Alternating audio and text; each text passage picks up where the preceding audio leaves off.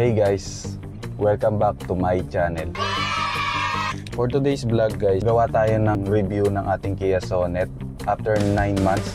Kasi lagpas 9 months na natin si Kia Sonet na ginagamit.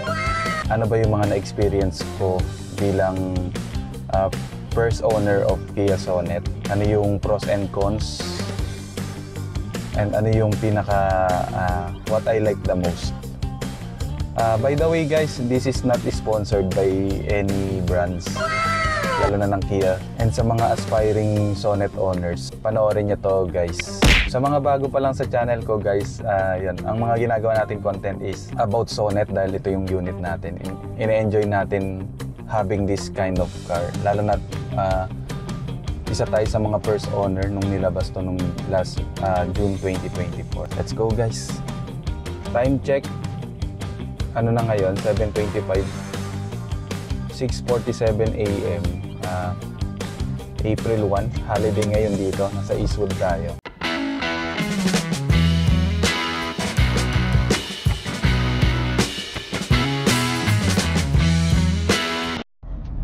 Meron tayo ngayong lakad. Punta tayo sa Makati. Naka-schedule medical check-up. So hindi ko na siya napabago. Pupunta natin tong Medicard Lifestyle Center. So yun, mapa-check up tayo, annual check up. Habang nasa biyahe tayo, nasa 30 minutes din yung biyahe. Gawin natin to ng Sonet review tayo.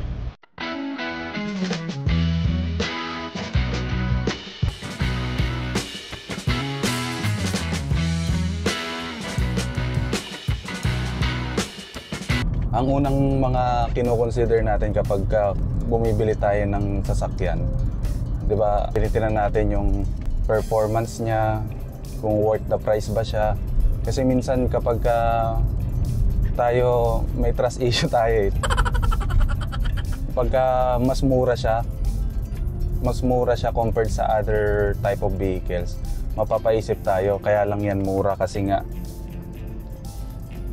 yung quality niya, kumbaga substandard, hindi siya premium. Ganun yung mga nasa isip natin guys eh. And yung ano rin natin, yung brands tinitingnan din natin guys. So fuel efficiency, reliable ba siya, baka ilang taon lang, kumbaga parang palitin na yung ano, may mga piyesa ba siya, readily available ba, yun yung mga kadalasang chine-check natin guys. Yun, nung kino-consider ko si Sonet natin guys, so meron lang akong ginawang quick research. Kasi sa mga hindi pa nakakanood ng iba kong vlog, kung sa mga hindi pa nakasubaybay, itong Kia Sonet kasi na minamaneho natin is ano siya, car plan. Kumbaga privilege ko bilang employee is meron akong sasakyan gagamit. Yan, may certain sharing. Sa mga hindi pa nakakapanood guys, isama ko dito sa link.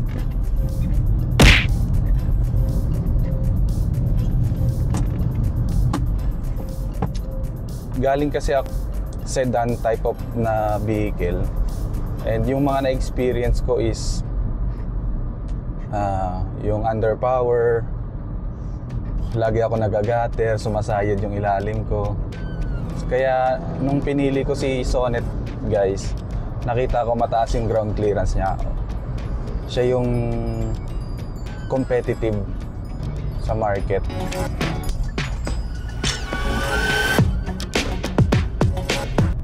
Ayun, ang isa sa nagustuhan ko dito sa ating Kia Sonet, yung ground clearance niya. Never pa ako nag-gutter guys. Naiakit ko rin siya sa mga sidewalks. Ayun.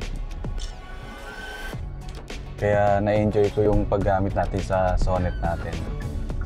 Kasi ang ground clearance niya is, yung gulong niya is nasa 16 inches. Tapos yun, Mas mataas pa to sa ibang mga competitive eh, na ano, yung ground clearance niya, yung laki niya, yung width niya, lapad niya. So yun guys.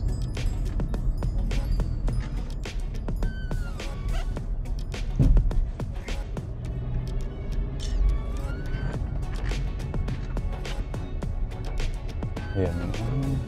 Ano pa ba guys? Sa performance wise guys, dahil nga ang makina is 1.5 liter engine, parang kasing laki niya na yung mga nasa,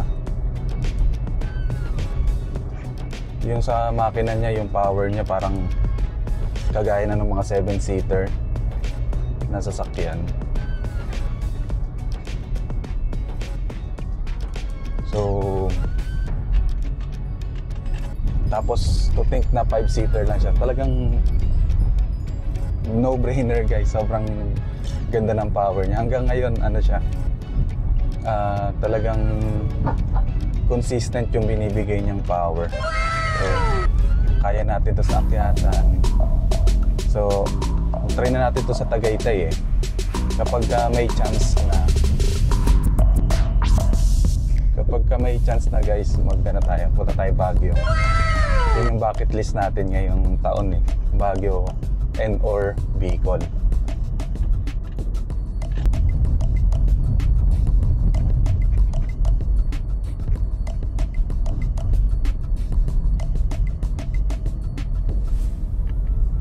So yun, bali guys, ang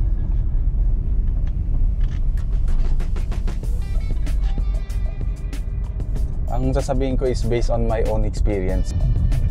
Pwede tong hindi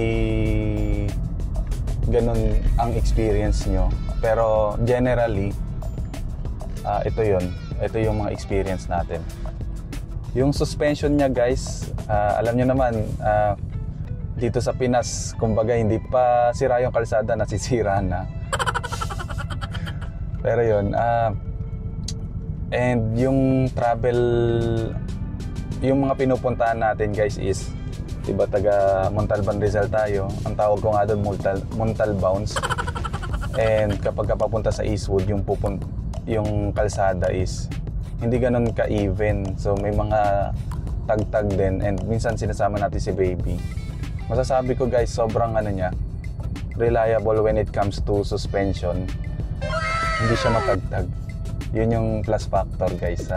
Maganda yung suspension niya, hindi matagtag. Sa seat naman, ito, dahil Kia Sonet LX lang tayo, wala tayong seat height adjustment. Pero dahil ang height ko kasi guys is nasa 5'7", hindi siya problema sa akin. Kumbaga nakikita ko yung dito yung front ko, tapos abot ko naman yung manibela ko. So isa yan sa dapat i-consider guys, lalo na kapag sa mga babae nating lady driver, ganun. Ang maganda ay suggest i-test drive nyo guys. Pero yan, sa mga 5'7" siguro pataas, hindi siya problema. Yun, maganda naman yung vision natin. Punta naman tayo guys sa preno niya guys. Okay naman yung preno kasi yun, di ko naman nakikita nagmamalfunction siya or may delay. Saktong-sakto lang. Maganda yung kapit ng preno natin guys. Steering wheel, hindi ko alam kung may effect yun sa gulong kapag hindi tama yung hangin, yung pressure niya, mababa o mataas. Bumibigat yung manibela. Pero sa case ko ngayon guys, sobrang lambot. Ang lambot ngayon ng manibela natin. So, comment down below guys kung bakit may times na bumibigat yung manibela natin. Depende siguro sa sakay. Hindi ko alam guys eh.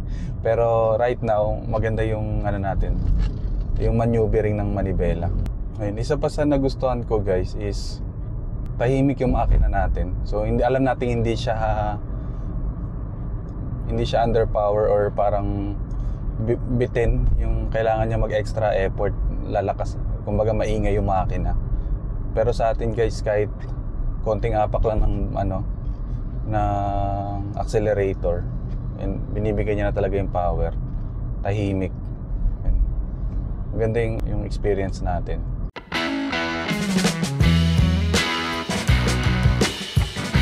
Ayun, pagka may naisip pa tayo guys, hihiyan natin discuss.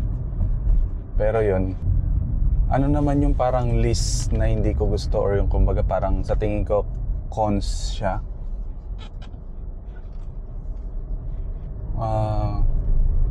Siyempre yun, maganda pa rin may seat height adjustment kapag may gusto kang mababa yung upuan mo. Pero yun, ano naman siya, least, kumbaga, tolerable sa kagaya ko.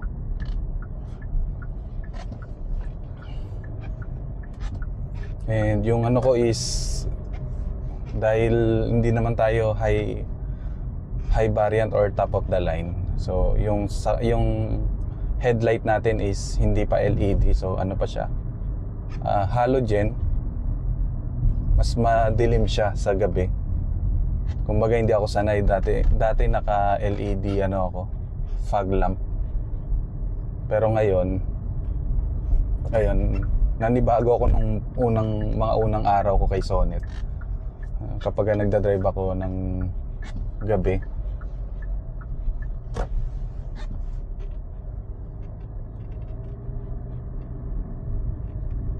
naghahanap ako guys ng LED headlight, saka yung para palitan yung DRL, parang gusto ko gawin siyang fog light, mga ganun.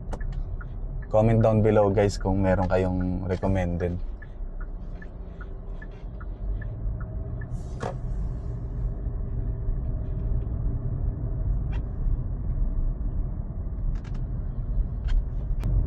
Ayun, hindi ko pa rin nare-resolve guys yung delay sa Apple CarPlay. Parang 1 to 2 seconds delay siya kapag nagpe-play ka ng music or nanonood ka ng video. Kapag nakatambay ka, may delay yung salita. Medyo nakaka-OC lang kapag ganon.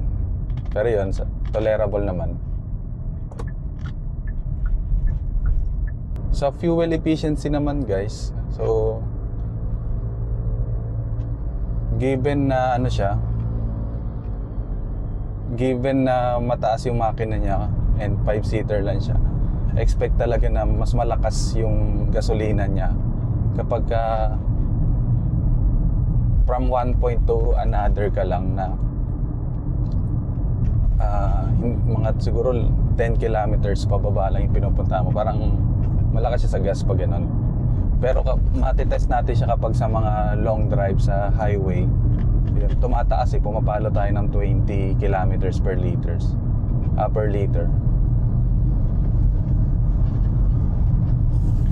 So ano siya, fuel efficiency is subjective. Pwedeng mataas, pwedeng mababa siya, depende kung sa gamit guys. Pero yun, sa case ko, dahil hindi naman ako talaga ma-long drive, mas malakas yung consumption, mas malakas yung expense ko sa gas compared sa dati kong sasakyan, yung Toyota Vios. Pero yun, considered naman talaga yun guys. Expect talaga na maggagas tayo. Sa mga aspiring Kia Sonet owners, sa mga nagre-review pa, Sonet is a choice, a good choice. Kilalang brand naman yung Kia natin, Kia, Korea. So, yun. Malapit na tayo guys sa medical, sa Medicard natin, Lifestyle Center. Samahan niyo pa ako guys sa ating vlog. I-continue natin kapag katas ng medical ko pagbalik natin. Tune in guys sa JPD channel. don't think so. No, no, no, no. I don't think so. No, no, no, no. It's never, ever, ever, ever, ever, ever gonna happen. I don't think so. No, no, no, no. I don't think so.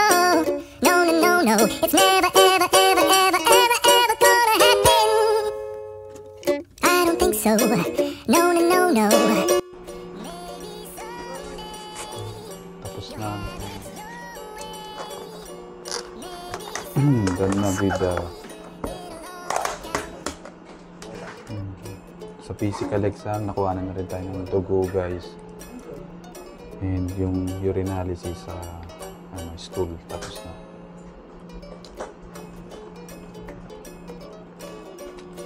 Breakfast muna. May pa-breakfast sila.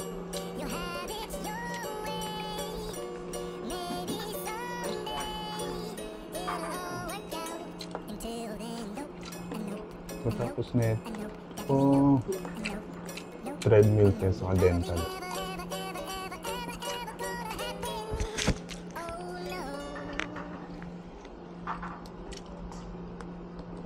Medyo nakakaya mag-vlog. Tahimik.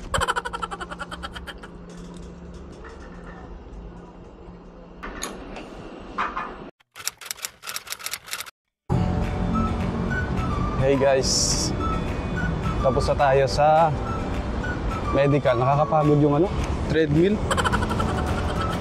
Time check 11:30 AM na. Kaya na pa ako 7:30 dito. Yun. Hindi na Makati. So punta na natin si Sonet natin, guys. At babalik tayo sa Eastwood QC. Marami pa tayong pupuntahan. Grabe yung treadmill. 10 minutes din siguro yun. Sana maganda yung result. Sana goods. Ayan, pakita natin Sonet, guys.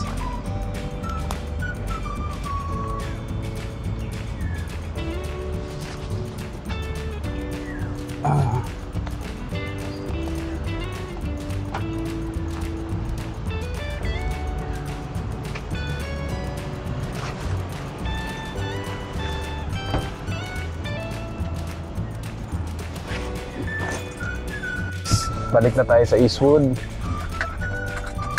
30 minutes yung biyahe, 11 kilometers.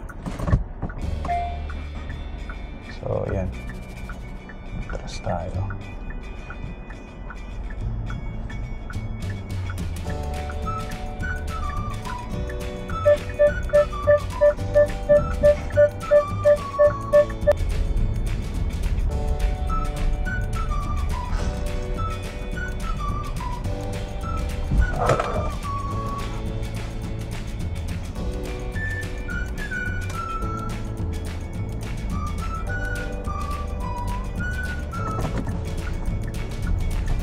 Wala kung tama itong pupunta natin, guys.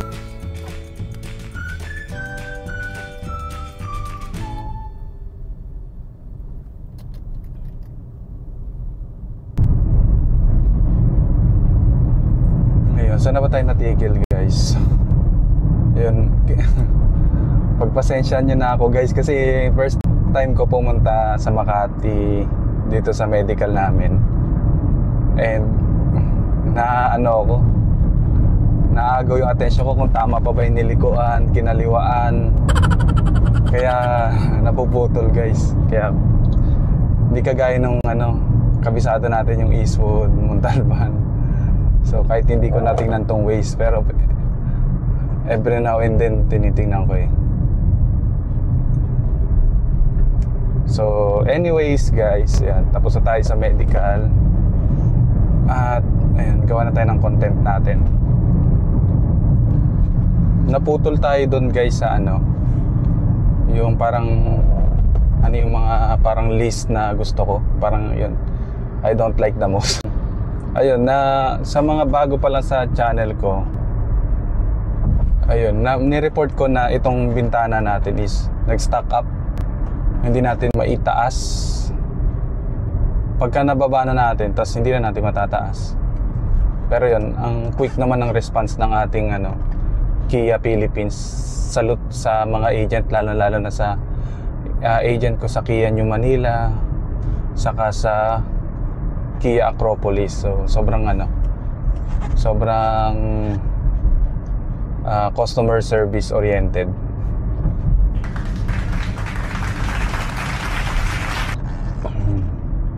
Ayun, may mga naalala pa ako na mga nagustuhan ko sa Kia Sonet natin. So, yung aircon, di natin nabanggit yung aircon kung malamig kanina. Pero, yun kasi, ang init sa Pilipinas guys, kaya dapat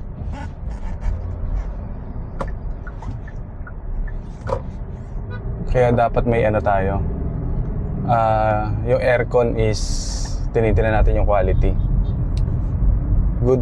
Good to know si Kia Philippines natin, si Kia Sonet is competitive yung aircon niya. Although meron siyang meron kasi heater siya. So kailangan itodo mo yung yung level ng itong kulay blue dito. So yun, para mas ma-utilize natin ng aircon. And ayun, kung nakita niyo yung wiper, i-zoom na lang natin. Meron sa likod na wiper.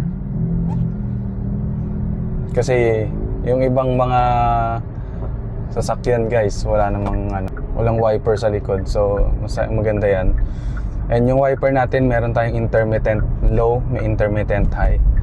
Though madalang ko siya gamitin kasi ngayon hindi pa naman nag-uulan guys. Yung sounds natin kapag nagpapatugtog, pero hindi tayo pwede mag-Spotify. Tayo pwede mag-Spotify. Ganun lang siya. Siri, open camera, video. Sorry, I can't do that while you're in the car. Ano ba yan?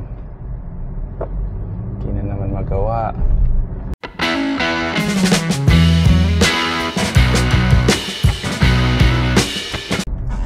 Punta naman tayo guys sa exterior. Ito yung tandaan ko. Hindi ko masasabi lahat guys kasi parang normal na sa akin lahat kay Kia Sonet natin.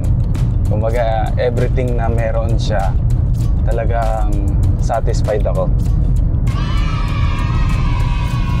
And yan, punta tayo sa looks niya. Unang-una yung kulay niya.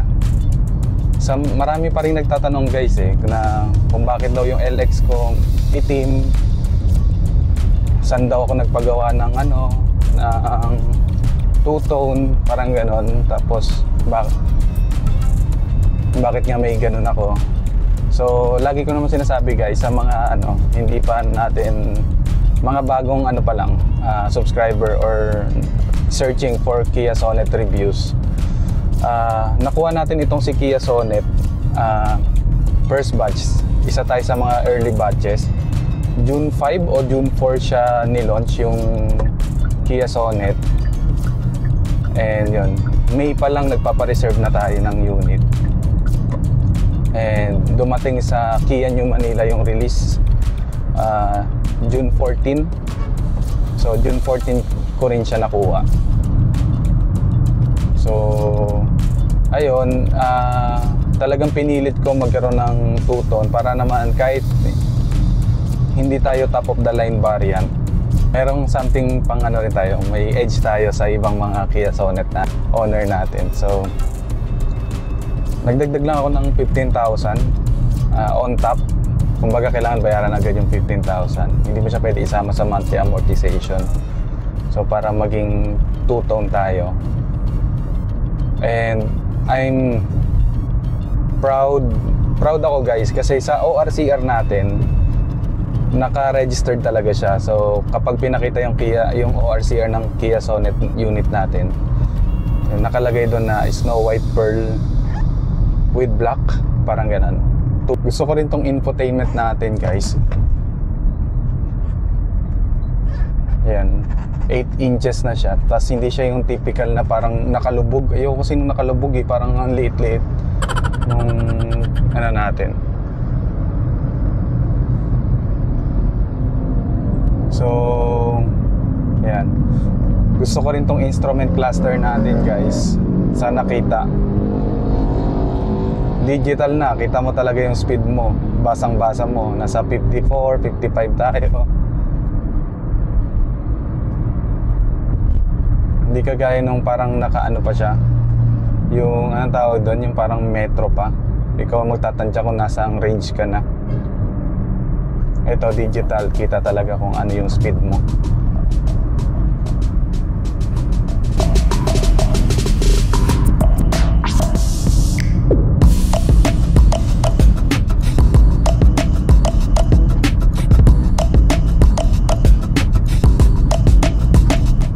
Yun, sobrang komportable tayo sa seat natin. Hindi ko na nga siya pina-leather guys kasi knowing Philippines ang init, tapos nabababad pa ako sa araw. Ayan, ang ganda ng ano, fabric. Tapos may leather sa ano, sa mga gilid niya. Not bad.